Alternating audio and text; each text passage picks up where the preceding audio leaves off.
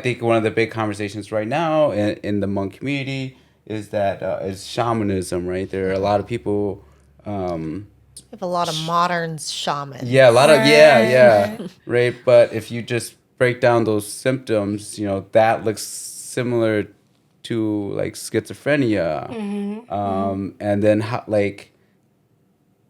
do you distinguish between the two, and how do you navigate that? When it comes to being a professional and then understanding folks if they are spiritually gifted and they're going through a mental health crisis, is understand the complexity of it, right?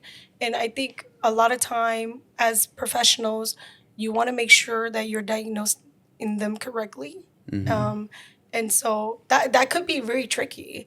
And so but as a person who has cultural specificity, right? Like we understand the Hmong culture, right? And we speak the language. There are moments where we could see, okay, like they're talking about their spiritual journey, or no, that's mental health. Yeah. Like that's really bad. It's really hurting them because they're self-harming or they're hurting other people. But if someone's telling me like, oh, I see my guides or I see my guardian angels, I'm gonna really think about like, okay, well, what does that mean to them?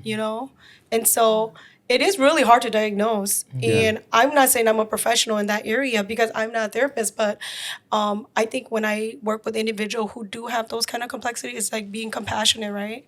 Like listening to them. Maybe they just need someone to hear them out. Yeah. And that's really it. I completely agree with you. And I don't have much experience working with spiritual clients, but a lot of my clients are spiritual and they talk about being messengers of God. And who am I to say, no, you're not? Right? Yeah. So kind of like Wanda said, I kind of just go with it. If Yeah. you say you're hearing messages from God, what is he saying? Yeah. Right? Yeah. My job is to make sure you're not harming yourself or others. And if the voices are telling you to be a threat, then Yeah. it's my job to bring you back and say, let's not listen to that voice. Yeah. But if the voices are saying, I'm a messenger of God and I'm spreading the word of God, go ahead. Yeah. Yeah. Go for it. Yeah. I think Yeah. that's great. If that helps you in your recovery, Yeah. Yeah. then Yeah. let's do it. And I know a lot of individuals who share with me like, oh, they've been spiritually enlightened when they come into recovery.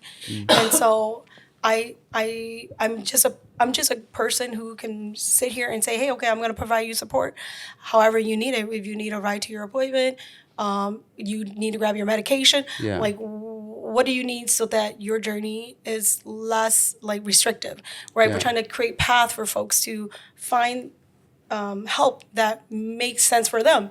Like Yeah. you're like, there's so many treatment center. Which one makes sense for you? Do you need one that's language specific? Do Right. you need support that's additional support, like a peer specialist who speaks Hmong or Lao or Yeah.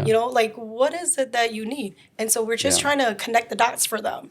Yeah. And so like when you're talking about spirituality, like I always say like, oh, you just be surprised what you go through when you're working with individual, because you will have your own spiritual awakening and enlightenment too, because in this work it's a lot of mental processing.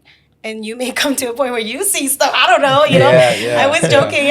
Earlier I was joking like, oh man, when you see it, you'll know. Like you could tell. Yeah. And of course, it's like if you do have those experiences, it is scary, because you're not used to it.